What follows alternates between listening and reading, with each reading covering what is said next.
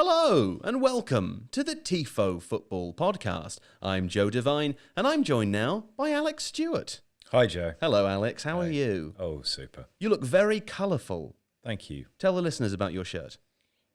It's from a small league in Portland a few years back, the Toffee League. And What makes it a toffee league? that was the name. But does it have any significance? I didn't look it up. Feels like you might have researched that, possibly. Just bought the shirt. And Seb Stafford-Bloor, who's not supposed to talk before I introduce him. Hi, Seb. How are you? Hello, Joe Devine. I'm very well, thank you. Fantastic.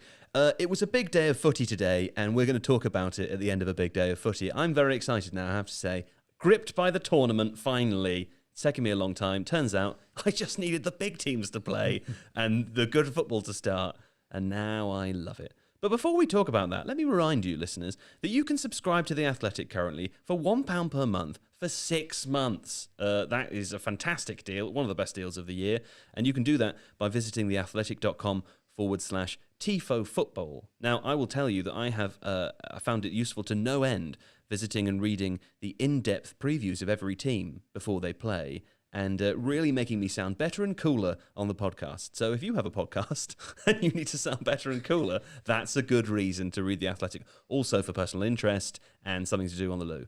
theathletic.com/Tifo Football. But without further ado, I will leave you in the warm hands and the cool embrace of Alex Stewart, Seb Stafford-Bloor, and the Euros.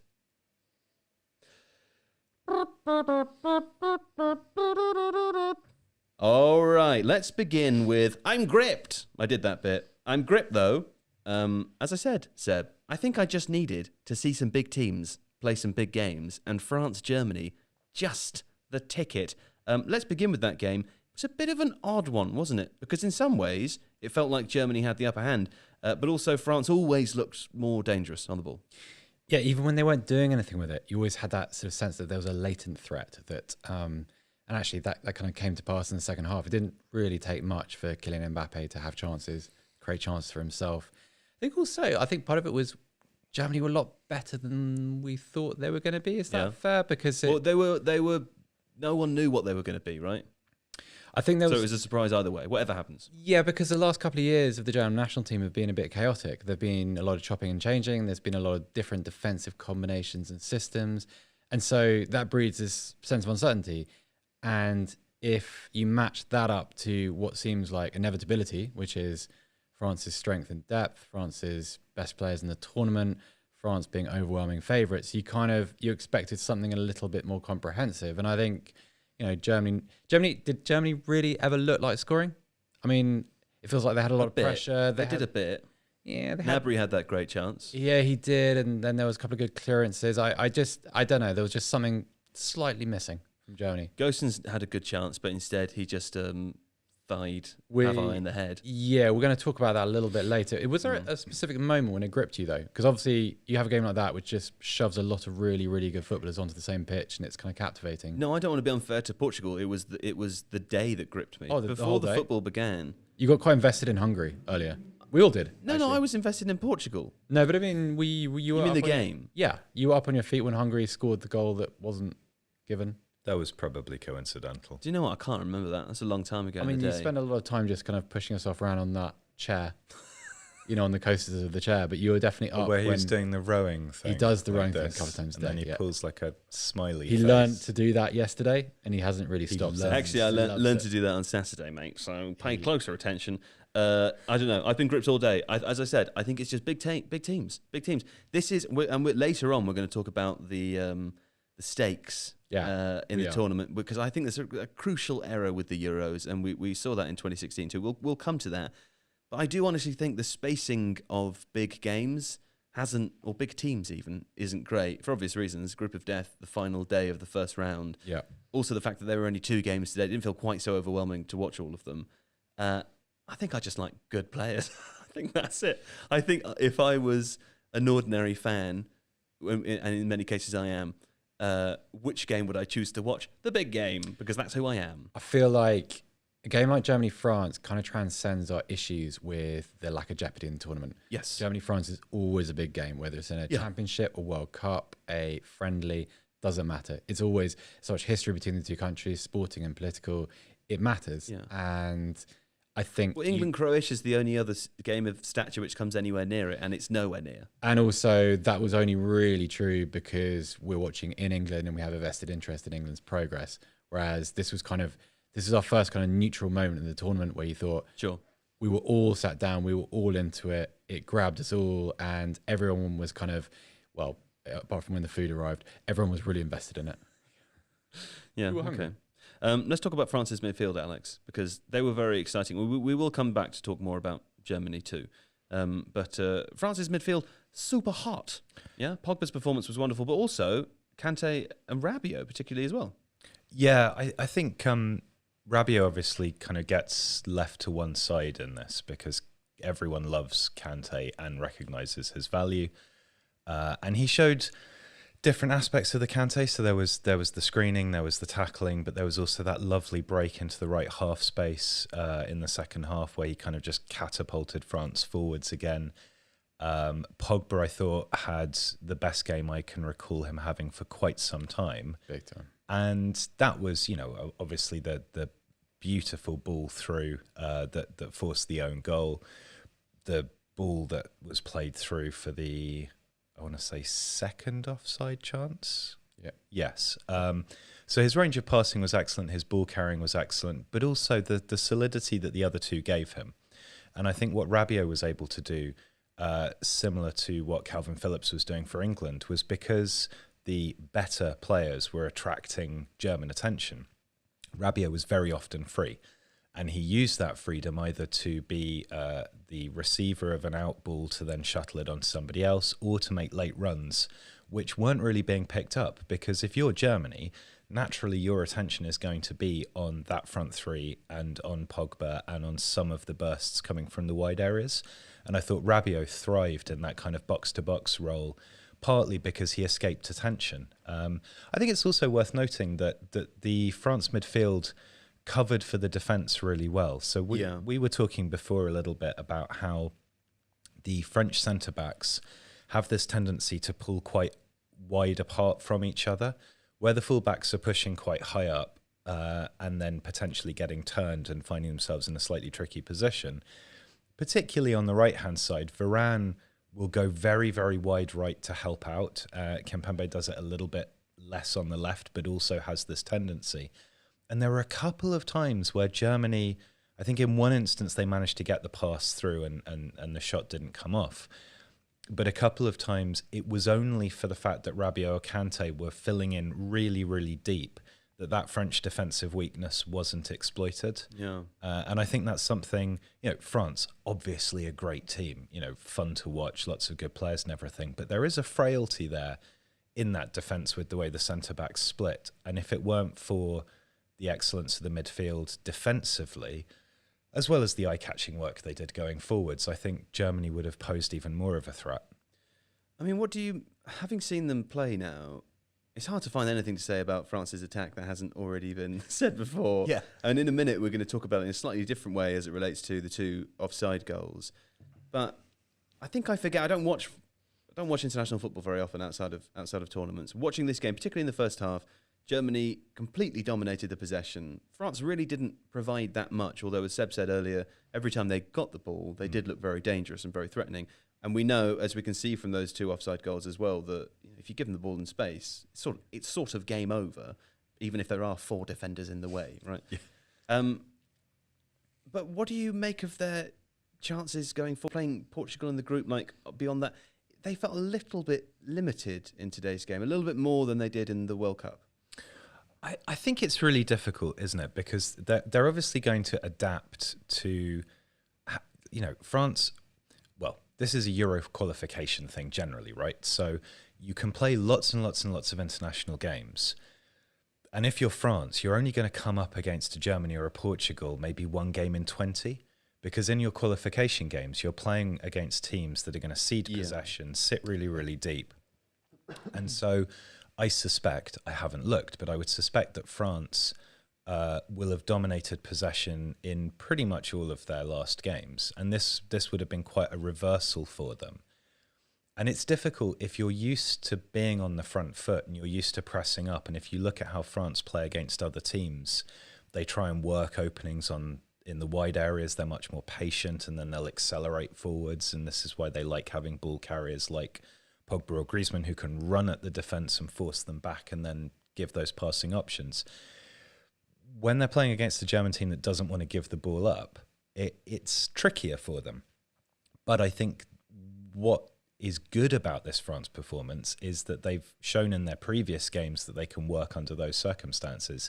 Here they've showed that they can remain sufficiently solid against a team that hogs possession, a team that actually generated some pretty decent opportunities. And when you've got Griezmann's ability to drop off and link play and Pogba's ability to play passes through the lines, there is always still a threat. And Benzema added to that today as well. Benzema added to that with the hold-up play and with the little cute passes. Again, just with smart play, right? Yeah. Benzema and Griezmann also worked really hard off the ball. And that's not, and actually Mbappe. I mean, Mbappe made a couple of challenges in his own half, like tracking back and stuff. So this is a team that has solidity, it has a work ethic, and it has the ability to match the way that it plays against the opponent that it's facing. And I didn't come away from that thinking, I came away from that, like Seb said, thinking Germany are a lot better than we thought they were, although actually if you watch them against whoever it was in their 7-1, was it Latvia? Estonia, Latvia, someone like that. It was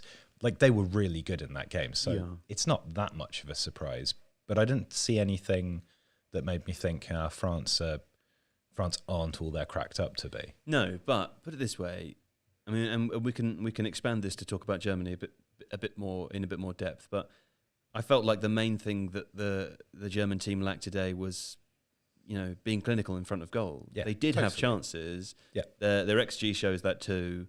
Yeah. They dominated the ball, as we've already said.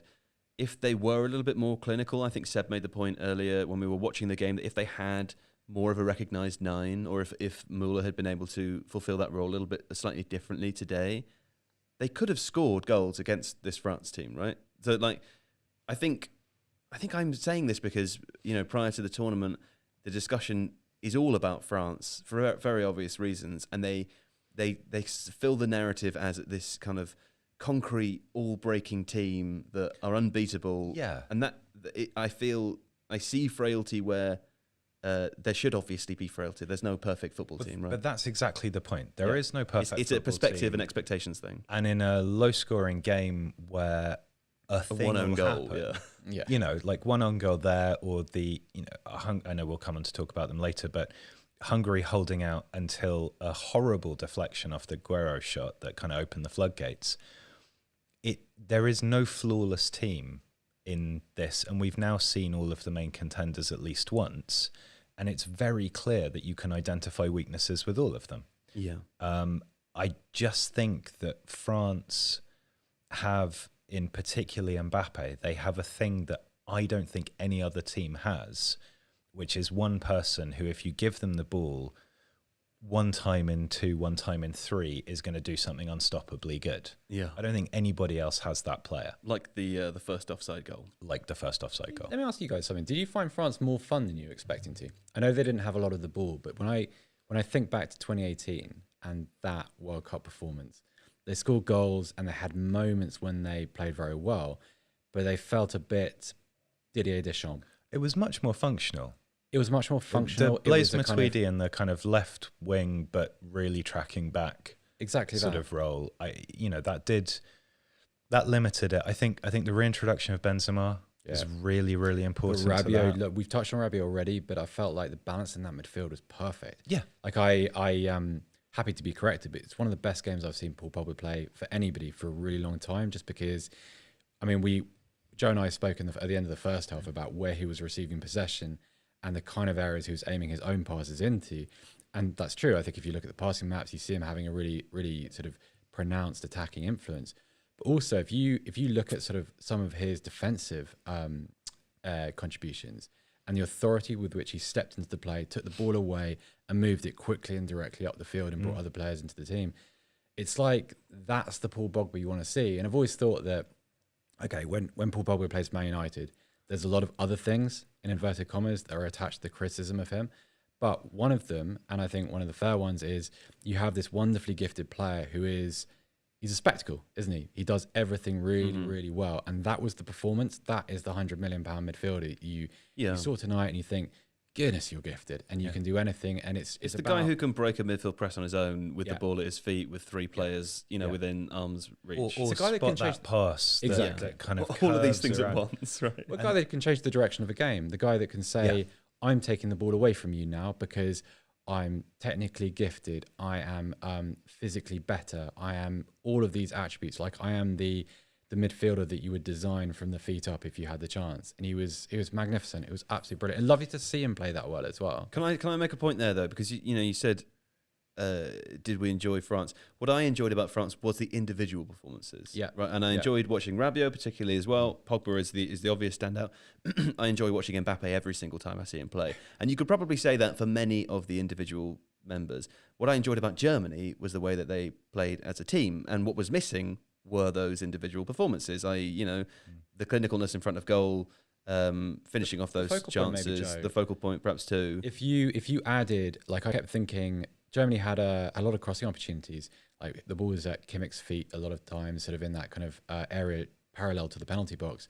And if you had a Mario Gomez in there, you have a Miroslav Klose, if you chucked a Carsten Janker in there, possibly going a little bit further back, you could see them having a lot of joy. But I think one area where Germany lacked is the system worked in that it created the opportunity to create the chances. Yes. But there was nothing to aim that at. And that's kind of the difference between the two sides, because France is the opposite. You can have an Mbappe who can make something out of quite literally nothing.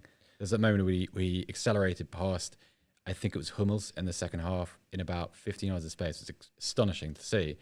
Germany don't have that. Germany don't have a weapon that they can use in those areas. Really. If you watch Germany in their last couple of games where they've been using the 3-4-3, they haven't used a focal point at any point. What they've done is they've managed to create rotations at such speed against Latvia or Estonia, and I feel terrible for not remembering the 7-1. The chat is telling us it's Latvia. I could have sworn it's Estonia, but I thought it was the chat Latvia. never lies. Sure, so it's Latvia. Sometimes. It's not true. It lies, definitely it lies quite a lot. But in this instance, scored, it seems in good faith. They scored the same goal twice, basically. But they scored it with different players filling those roles. So the first time it was Gersons, the second time it was Müller. And it was because they were getting these really, really quick rotations and runs in behind. And I thought going into this game, that's where they would profit against France because of this centre-back thing. Yes. Chat never lies. I said that. Chat never lies. No worries, To Alex. start with. I'm just helping out. Okay, cool. Yes. And the problem was that I don't think at any point, and this was a lot to do with France's work ethic off the ball, there wasn't any point where they were able to really break in behind the fullbacks at enough pace to generate those sorts of movements. You could see them doing it, but they were doing it at half speed. French defence was never out of position either. There were a few times where the centre-backs were pulled too wide, but there was always cover. But when they were going, Joe pointed out that they were falling back into this 4-4-2 mid-block, which meant that the wide areas were quite well covered. And so Germany couldn't break into those areas behind at enough pace. But it was interesting that it was Gersons who got forward to clock Pavard, because those are the sorts of interior runs that those wing backs make. And it was an exceptional piece of defending from Pavard, but it was the one time where you had a player attacking a ball into the box at real pace. And Germany didn't do that enough otherwise. I thought it was interesting that it was him as well, because if you think about what would you associate with the German fullback positions or defence generally at the moment? Energy. Flux. No, yes, in terms of the players they have on the pitch, but also flux. You don't associate that kind of run with a team which is kind of transitioning in a certain area where it's kind of, there isn't an established number one in any position. There are players being tried, but there aren't kind of components that just slot into their roles and know what their duty is. Well, this is a Germany team that was playing Emre Can as a left back 6 months ago. About 6 weeks ago, there are people that thought Emre Can would be a starting centre half in this game, which is like wild. It's wild, and it's a position he's played for Dortmund, but it kind of goes to show, firstly, like how many other things have been tried in that defence, how many other alternatives have gone before, but also just how shallow the talent pool is at the moment. No disrespect to Emre Can, because he's a good player and has been for a long time, but he doesn't fit into that sort of list of great German centre halves of the past. I mean, let's be fair, he just doesn't. So strange, but it's like that was an encouraging moment when you're seeing fullbacks have that kind of influence on a team. That feels like a symptom of a team which is healthy. Yeah, possibly. Although again, I think the lack of depth there is a problem. Yeah, big time. Because if Gersons or Kimmich get injured or suspended, then the people that are coming in are Klosterman and Halstenberg, who just aren't as good. Huge, it's a massive drop off. In the middle, if you lose Hummels, goodness knows, probably Sule comes in. Yeah, that's a problem. Yeah. It's pretty precarious, I'd say. Squad depth, fragile kind of progress, I guess. Let's talk about those offside goals. Yes, because they were both nice. One of them was extremely nice. And this is the point I would like to make. Mbappe's disallowed goal versus Benzema's disallowed goal is the name of this segment. Both technically offside, but one of them is very different to the other one, Seb. Big time. Big time. It feels as a viewer like you've been cheated more by one of those decisions. Yeah. So talk about the first goal, because you had quite a strong reaction to that. That grabbed you that moment. I loved that moment. You were up, you were celebrating, you were happy. It was the, what do they say? The audacity of the player, of Mbappe, to even try it. And also it was I don't know, a foot offside, maybe a little bit less than that. Came back onside with the ball almost immediately. The box, Germany box, was subsequently filled by German players, and he had to curve the ball very precisely, kiss the post on the inside, but past four players on the way in. Yeah. Where's the advantage there? Well, he's taken the advantage and then he's kind of given it back, hasn't he? Yeah. Because he's fallen back in the play. All of those defenders have collapsed behind the ball and they're all between him and the goal. They're in formation. And it feels as if he's the phase has reset itself. Yeah. So that he then has to... I guess the only argument you could make is that if the players were already set in that position, or closer to being set in it, that one of them could be closing him down sooner than they otherwise would have, instead of just trying to stand in his way. And Bollards in the road.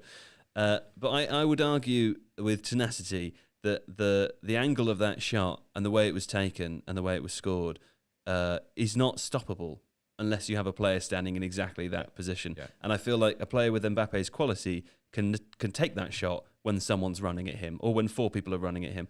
And I feel like that isn't the same thing as a pass when Benzema and Mbappe are both off, or one is offside and they're running in behind with 40 yards to the German goal. It's fluid. To be able to pass it across past the keeper and tap it into an open net. That's an offside goal. This one, I feel like there should be some kind of rule change where it's allowed. Where you can that feels like if that rule change was to be enacted, it would invite really, really long VAR stoppages. Sure, I'm down with that, as long as you allow that goal. Peter Walton. I don't want more Peter Walton. How about this? Another conversation we were having earlier was one in which I said, I'm very happy with extremely subjective referees as long as they're not biased against one specific team.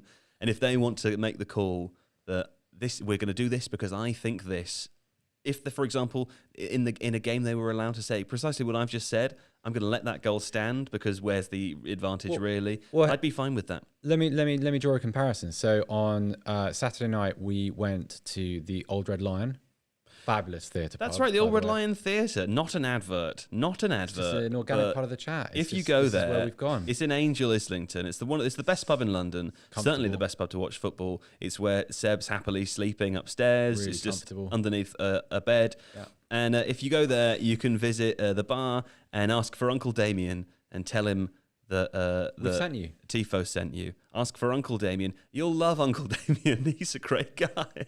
Uncle Damien is a great guy, but the point is we were gathered at the Old Red Lion and we were watching Belgium on Saturday night and Romelu Lukaku's first goal. Now, by the letter of the law, it's a goal. It's perfectly fine. It's not offside. However, you could argue very clearly there that the advantage taken from Lukaku being in an offside position and kind of profiting from a little bit of a loophole in the rules, like an ambiguity in the rules, is greater than the one that Mbappe exploited for his first goal. Mm-hmm. So it's kind of that. It's that, isn't it? It's so the second one I got no argument with because he has taken advantage and he doesn't really need a an advantage in a kind of 60-yard sprint, Kylian Mbappe, does he? So I have to stop us here to say also that another staff member has been identified in the chat. Despite using a burner account, Henry is clearly watching because he's talking about Rowan's Bowling in Finsbury Park, which is a venue that Henry never stops talking about. Henry, one of our illustrators, of course, for listeners who don't know. You can follow Henry at, I believe is at on Twitter is Henry Cook. it's at Telstar Designs. At Telstar Designs, you're Yeah. absolutely right. And Also- Henry shares lots of lovely illustrations and designs, and also talks about Rowan's Bowling every day. Also has designed a super video which got coming out tomorrow on the Illustrator channel about the corridor of uncertainty. Very good. We very saw some of interesting. that today, didn't we? Yeah. Last thing on this game before we move on is the incident, as we mentioned before, with Gosens and Pavard. Looked like a concussion situation to me. We read that there are no concussion substitutions in this tournament, although there are 5 subs, so I guess that's how it's slightly different to the Premier League. Thigh to the side of the head. It looked like the way, or by the way, that Pavard fell and landed flat on his face without his hands out. It looked like he'd been knocked out. Now, I don't know if that did happen, but I would venture to say that if he was knocked out, presumably he shouldn't continue, right? If that was the case. Difficult one. If that was the case, yes, because we have to be careful around this. We don't want to pretend that we're experts. But if you watch other sports, I watch a lot of the NRL, and I watch the way they deal with potential concussions and head injuries.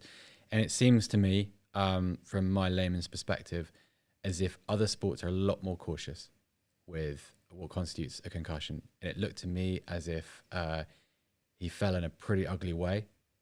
And I don't know, football doesn't help itself sometimes, does it? You don't see the kind of the sort of the duty of care that you might in that situation, or at least it isn't obvious to us watching on television. Yeah. But it's I'm sure the duty of care is there. the duty of care is there. It's not as apparent as it can be in other sports. And I know football isn't as physical as other sports, but it's He landed on his face. He's landed on his face. He doesn't seem to put his arms down. It's a heavy contact. If someone wants to explain why it's okay for him to carry on, I'm all ears. I just don't. Yeah. It's more that I don't understand it, Joe. I Yeah, think. I don't okay. get it. And therefore anger. What do you think, Alex? I think he was knocked unconscious and should have gone off.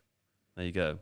Definitive. If he was knocked unconscious, he should have gone off. Sure, but the angle of his face was down, wasn't it? He kind of he flopped. He didn't put his arms out. He didn't put his arms out, and then his head. Isn't that that's like a reflex? You Sort of- can't not do it. Yeah, to me it looked very much like that is what had occurred, and I totally understand. Players are always going to want to continue, right? And that's why with rugby, for example, the decision is removed from them because if you ask a player like, "Oh, opening match of the Euros, do you want to keep playing this game?" Yeah, because they're going to say yes. Yeah. So What don't also know. worries me is, like you watch rugby league and a concussion isn't always obvious. Like it doesn't always have to be right. You're knocked out in the way that is obvious to us watching around a television. It can be you can see something happen, like you can see a glancing blow to the head. Player can go off, and the commentator says he's failed his HIA assessment. You think, okay, that's interesting. It goes to show how little I know about it. But then also it feels as if, okay, so what are we missing? Like, what are if I'm not able to spot a concussion, then do you see what I'm going with that? It just feels like it's strange. I don't understand it. I need it explained. Also, I don't understand it because I'll take any excuse to go home. I've got a bit of a headache, or I've fancy it, you know. accidentally walked into the door just a bit. I'm gonna go home now. The other thing we should mention before we finish this game is Mats Hummels scored a very funny own goal. Unfortunate. I mean, the ball was put into the corridor of uncertainty. Little bit of a plug there. It was It was. Stuart Garlick in the chat So- saying that's a cricket term. We know it's a cricket term. You will Stuart. understand that we know it's a cricket term in the morning. Give it about 12 hours, Stuart, and you can watch the video.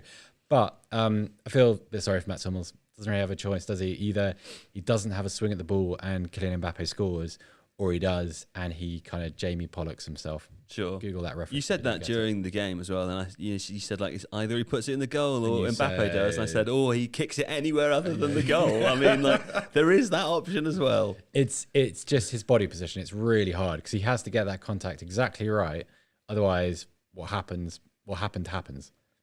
So, bit of sympathy. Poor Matt Hummels. Bit of sympathy. Okay, fine. We'll be back shortly. After this, can you... the other thing I forgot to mention, Sol and/or Craig, can one of you just make a note of what the time is in audition right now, so that when I get home later, I don't have to faff around trying to find when I've said a break, and then just send it to me.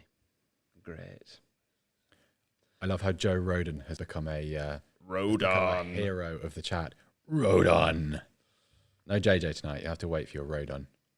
How many T-shirts did JJ and Alex bring to a normal work day? What's a normal work day? Today. You've brought 2 today, have you? Yeah, I bought 2 today. Yep. Do you have any plans to answer JJ's hilarious T-shirt of you? Very meta T-shirt. Do you have like a JJ bodysuit or a Mission Impossible mask or something? I have a number of things that may plotted. Thanks for whoever just told me to tie my shoe. I hadn't realised it was untied. Anyway, we're ready to pick up again, are we? Sure am. And we're back. Hello. Now we're going to talk about Portugal 3-0 Hungary. Very exciting. 3 goals. The first coming at 84 minutes into the game from Rafael Guerreiro. Then 2 from Cristiano Ronaldo. It looked, Seb, as though... Oh, no. It looked, Alex, as though we were heading toward... I didn't highlight the text. Seb's jumping around on the Google Doc, the shared Google Doc. I can see your little pink name jumping around while I'm trying to read it, and it makes me want to commit a war crime against you. Grr! I'm going to start that again. I didn't highlight the text. I scrolled up. It's just your big name. Look what happens. Look what happens. Look, if I do this, you can see. I've been instructed to. No. Highlight the text. You don't need to move your cursor. Right. We'll save this for when we're not live on air. Okay. We'll hash this out at a different time. 3 goals. The first coming 84 minutes into the game from Rafael Guerreiro. Then 2 from Cristiano Ronaldo. It looked, Alex, as though we were heading towards a 0-0. And even Hungary themselves had 1 or 2 chances in the second half. They frustrated Portugal, who couldn't seem to get anything going. Largely, it seemed to us, because of their midfield, which was weird and stolid and slow, and I didn't like it at all. No, and you didn't like it. Stolid's a really good You word. were angry. I wouldn't say I was angry. I mean, I have no vested interest in Portugal not doing that. But it was frustrating if you're a fan of progressive football, because what they had was 2 deep-sitting central midfielders, Danilo and William Carvalho. One of them would drop in to make a 3, either to the side or in the middle. We know all of this stuff because it happens a lot, but usually it happens so that teams can carry the ball forwards, so that they have a solid base in that rhombus or that triangle that allows them to move the ball up the pitch while they're passing it around themselves, compress the space, then look for the passes. And one of them goes, and the other one stays. Right. And all that happened here was... They both stayed. There was a pass out to one of the fullbacks, and then the fullbacks did their level best to carry it up the pitch. Yeah. And actually, worse than that, wasn't it? Because Danilo stayed, and then Carvalho kind of stayed and kind of went, but was then subsequently not really in any kind of position to affect anything. There were a number of instances where once the fullbacks had pushed the ball, or once the fullbacks had advanced a bit, you would have the double pivot there with the centre-backs potentially in possession, and the double pivot seemed to be really, really good at getting itself into what we call a cover shadow, so basically with a man blocking the pass to them. They were so slow and so ponderous that they weren't getting out of those shadows. They weren't making themselves available to receive the ball. And of course, what's happening further up the pitch should be scintillating, right? So you've got Bernardo Silva, you've got Diego Jota, you've got all of these players who can do super cool things with the ball and drop in and collect it or make runs in behind. But if they can't get the ball because there's no progressive passing through the middle, everything is being focused down the wide areas, it becomes incredibly easy, particularly for a 5-3-2, to kill that off, and that's what happened. Yeah, and also it felt a little bit at times in the game that some of the forwards didn't have brilliant games either, right? I don't think there was any one player for Portugal who caused me to think, fantastic performance from that individual. Renato Sanches for 10 minutes. For 10 minutes. But that's the thing. He changed the entire dynamic of the game. Yeah. With that substitution of him and, I mean, don't get me wrong, Rafa Silva came on and got 2 assists and won a penalty. That's really good. But he was able to do that because Renato Sanches added direct dynamic running from central midfield, which had been incredibly absent up to that point. Yeah. And Andre Silva was up front, backing into central defenders, causing a nuisance, not necessarily looking to run in behind, but allowing there to be space for other players to look to do that. All of a sudden, you've got 2 players for Portugal who are creating space for the others, and that's when suddenly stuff happened. Prior to that point, Portugal could have kept possession for pretty much the entire time, and they would have really not looked like they were going to score. So let me ask you this question then. In fact, I'll ask you this question. Yeah. This game for Portugal was a must-win. Obviously, It's the Hungary in the group of death. It's the team that you assume the other 2 teams are going to beat, right? Yeah. So it's not an option. Why, if what Alex is saying is true, and it very much appears to be, would you play a very conservative midfield double pivot instead of playing Renato? Like, what's the danger in playing Renato Sanches in this game if you've got Danilo shielding and making the rhombus with the back 4? Exactly what I was about to ask Alex. I don't understand it because it's such an obvious issue to diagnose. If they did it against France, I might understand that you can defend a conservative approach against a team like France, but it feels as if you'd pick one of William Carvalho or Danilo, and that would be enough. That would be enough protection. But I don't see. It's also it's not as if Renato Sanches is without defensive attributes. It's not as if he can't contribute in that area and that he can't act as an 8, providing an output in both directions. So I didn't understand it, and also I didn't understand why anyone would expect it to go differently. If you have those 2 midfielders in those positions, why you'd have expected anything other than that little chasm between the forward line and the midfield and all the football being played away from that sort of corridor in front of the penalty box. That was really weird to me. And it's almost as if it's what you would do if you wanted to kind of minimize the effect of all your best attacking players. So Bruno Fernandes and Bernardo Silva, Ronaldo. Like someone in the chat said that Jota had a really bad game. Jota, sorry. Portuguese, thank you, Joe. I didn't really agree. I just don't think the team was set up for him to do anything other than what he did, because I see him as he's an extension player, isn't he? We were talking about this at half time. He's part of whatever else is going on, and that was true at Wolves. It was true when he was fit early in the season at Liverpool. He is not someone that makes things happen. He's someone that capitalizes on the things that are happening around him. It just feels like you took that away, and it's just it was baffling, absolutely baffling. Here's a good comment from Violet Citizen, who says, I think the rationale is that you get the double pivot to gel in competitive environment for the 2 big games. That is a thought that I had. If you wanted to work your kinks out, if you wanted to sort of stretch your legs a little bit, this is the safe game. This is where you think Hungary are unlikely to trouble us. But surely you want to see what you can do with that attacking approach. Renato Sanches played very well in the wire. So I'm laughing at JJ in the chat. He says Diogo Jota more like Bioko Jota. I was laughing at something else. What were you laughing at? I'm not going to say. Oh. Okay. Either way. Will you say what you were going to say? What I was going to say is that there is nothing that convinced me more that you shouldn't play that double pivot in the big games than watching that game. Yeah. Because if I'm France or Germany and I'm looking at that Portuguese double pivot and seeing, okay, they're decent ball winners, but no one's going to pose a threat. Also, I would just, Pogba would be ghosting past them, right? And late runs from Gundogan, they're not going to match those. That isn't a pair of Kantés that you've got there. That's just not like the only thing that I can think of is that, particularly in Guerrero on the left, they have a fullback who is very, very good at getting forwards and also cutting inside.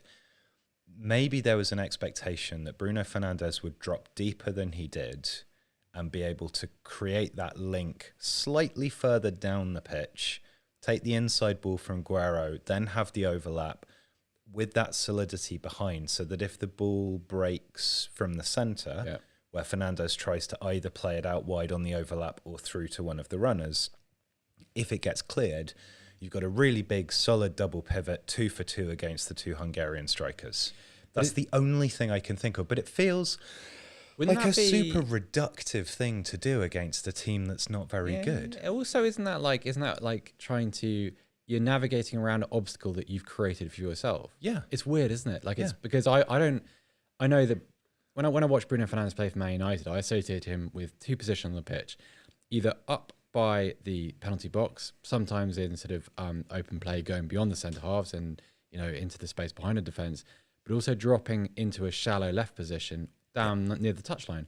Tonight, I saw him on the other side of the pitch and very rarely in the centre within the central 25-yard zone. Yeah. Like, I just thought this is like you're marginalising your best players. Where is the strength in that Portuguese team? It's the front five. Like, what about Ruben Neves, right? Yeah, but I mean, Ruben Neves is, first of all, hasn't had a good season. Sure. I had a bad season at Wolves. Well, not bad, but average.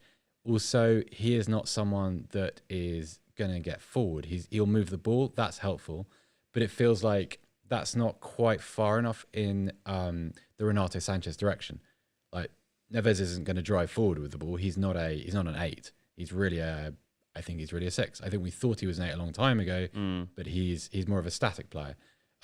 So, bit confused by it. I mean, I'd be interested to see what they produce in the next game, lineup wise. If you look at what Renato Sanches did for Lille, where he's in a midfield double pivot, occasionally he played in the wide areas. Yeah.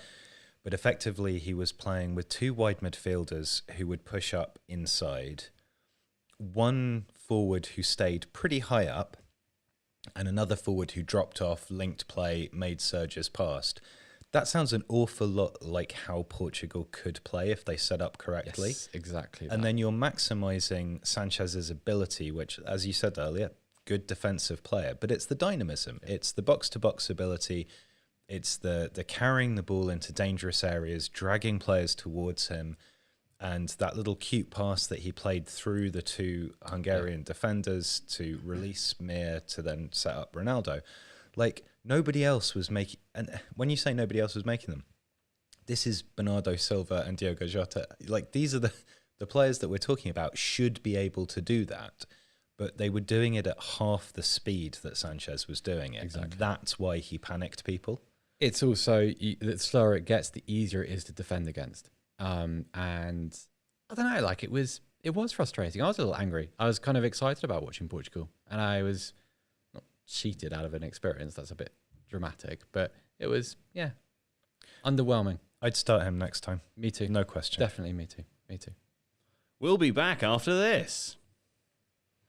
Whose camera's doing what? Apparently mine is flickering. Oh, do we want to fix it? We can take a mo. We can do more voice exercises while we wait. Oh, and Craig, can you make a note of the time of this as well, please? Thank you. It's fine now? I think the flickering adds to the vibe, I would say. It's kind of a strobing effect for Alex. Yeah. Yeah. I am tired. It has been a long day. Long day. I saw Paul Ansorge in the chat, his name earlier on, so if he's still here. Hello, Paul. So Alice was in the chat earlier on. The Alice Divine. Big AD? No. Big AD. Flesh. All right, Flashed Seb. again. Cheetah had an experience. You've not been to Chessington World of Adventures today. You're quite right. I've been in the office. Rodon. Yeah, massive feet. But I think it's unfair the way that the wide shot frames, because all you can see in the wide shot is like my legs underneath this table, and both of your legs are hidden in the wide. I'd prefer that.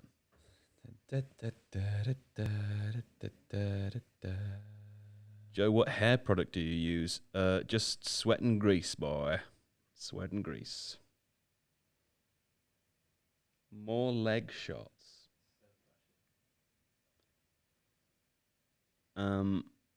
I think the chat might be lying about everything being flickering because it's definitely not. There was. Okay. Oh, a cable thing. That's interesting. Okay. Yeah, it's fine anyway. We'll carry on. It's the recording, the audio that matters mostly.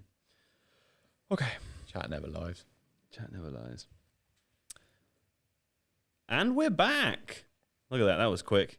Last thing I want to talk about today, or maybe there's two things I want to talk about, I suppose. Let's finish off with Portugal. Chances in the group. Let's do that. Because Portugal-Germany now feels like a huge game, Seb. Yeah. I mean, it felt like that anyway, but now it feels extra big. Yeah, it really does. I'd return to what we said earlier. I'm not sure I trust Germany to score goals. I mean, you could see, for instance, Portugal returning to that double pivot, blocking up the centre of the pitch, inviting Germany to cross from wide positions, play close to the touchline, and not having that centre forward to kind of pivot around or to capitalise on. I don't know. I don't feel very comfortable with any predictions about Germany. I don't feel like I've seen them play. There were a couple of moments tonight when they were great, when they were really fluid and smart and technical, but those were very fleeting moments. Do they have enough to pick apart Portugal? I don't know.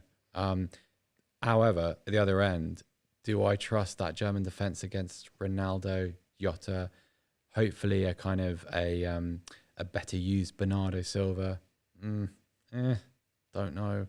I feel like this feeds into our last point about jeopardy. Well, don't try and do my job for me, Seb. I was being clever. Yeah. Sorry. Too clever for your own good, boy. Too clever by half. Alex, who's going to finish third in this Group F? Portugal.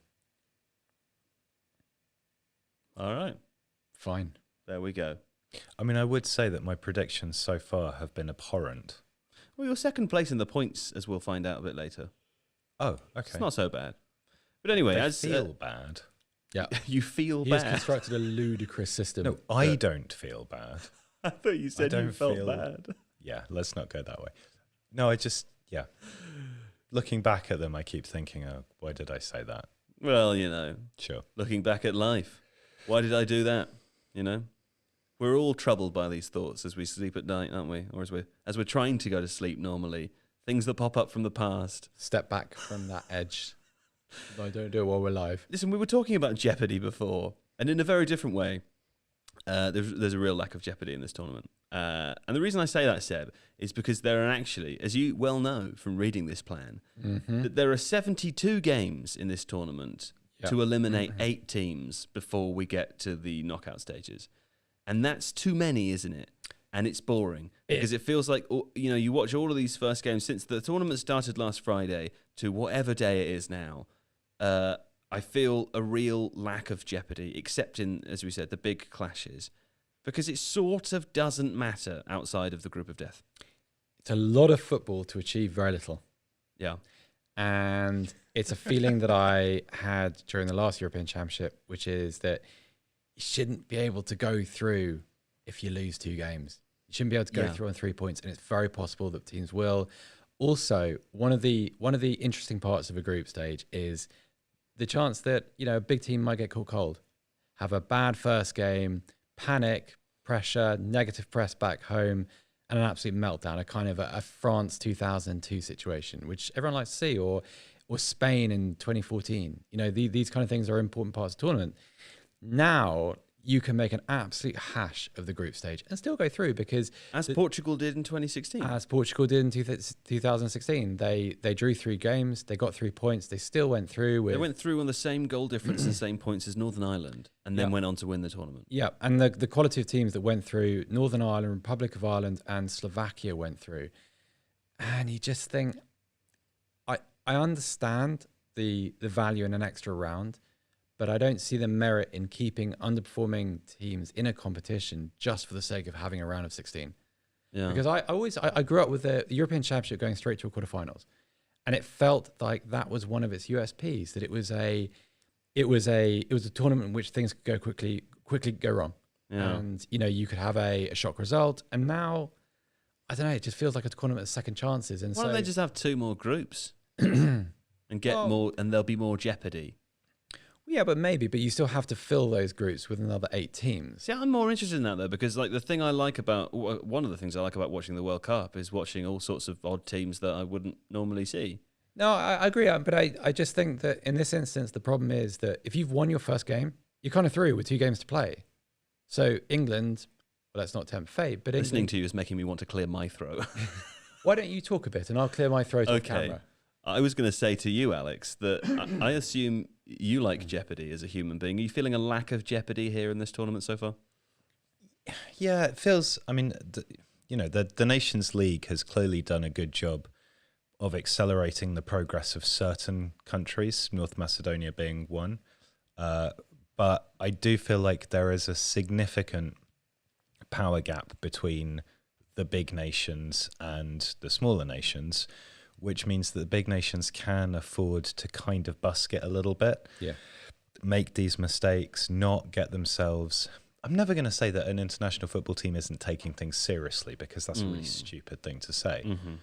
At the same time, I think going into a tournament where you aren't sure of your best lineup, you aren't sure of your best formation in Germany's instance, you're not getting your double pivot right for Portugal. Like these are odd things. And it's actually kudos to Southgate, for example, that his selections in that first game absolutely paid off. That looked like something, and I think you made the point at the time, that looked like a series of rehearsed decisions that he had really figured out. And I think he gets great credit for that. But if you know that there's at least one game that you can afford to lose, it does mean that you can be a little more, I don't know, experimental. It also feels like the motivation behind this is wrong. It's that if you lessen the jeopardy, you increase the chance of keeping big teams in the tournament. You have another round of games. You have the big teams in them. Your tournament makes more money. You're providing more guarantees for sponsors, and broadcasting rights are easier to sell. And it just feels like the tournament is the victim. And this is going to be a continuous topic, because it's going to happen when we move to 3-team groups for the World Cup, which is, I don't even know how that's going to look, but I already know I don't want to see it. There was nothing wrong with it. There was nothing wrong with the original format until at some point we decided that football just has to get bigger. There has to be more of it. There has to be another game here and there and here. And I'm tired. I am also tired, and my voice is going, and I want to go back to the old Red Lion, which is really comfortable and great. I just want really more, nice people and friends. I want more jeopardy, and I don't care how it happens. I do care. All right. Well, the last thing to do to round off this evening's discussion is to head to our points section, where we've all added 2 points. Yeah. It wasn't a bad day. We should say Seb is the second person to get an accurate result. You predicted Portugal would win 3-0, and in the last 6 minutes of the game, they rewarded you. Before that, you were going to add 3 points. I was going to, yes. Yeah. But you cocked up for the second game, so it doesn't really matter. JJ still in first place on 21. Alex sniffing just behind on 22. Seb, again, more sniffing on 23. And then no one can smell me. I'm away on 28. 28. I added some points today. Do you know what? I went for my risky prediction of 4-0 Portugal, and it kind of paid off. You went bold. I did go pretty bold, yeah. What are tomorrow's games?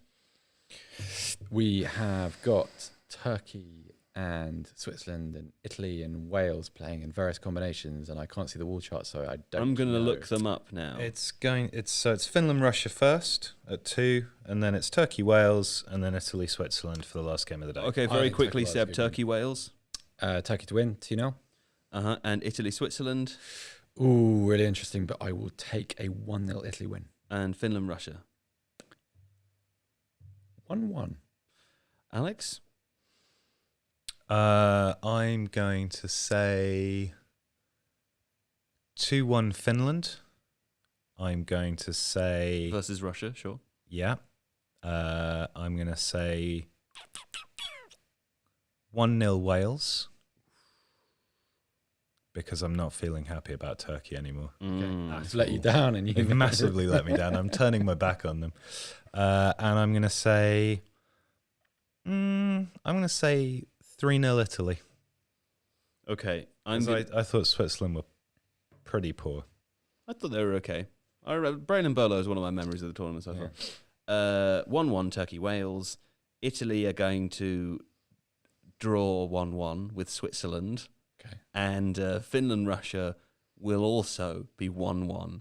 And that's my technique, to not be so bad at the game. Right, Alex Stewart, thanking you. Thanks, Joe.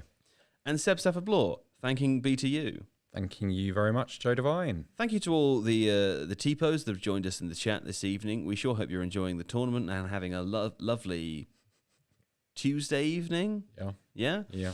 And, of course, thanks as always to Sol and Craig and Don, our lovely crew this evening. And Sol's going to give you a wave there in one of the cameras.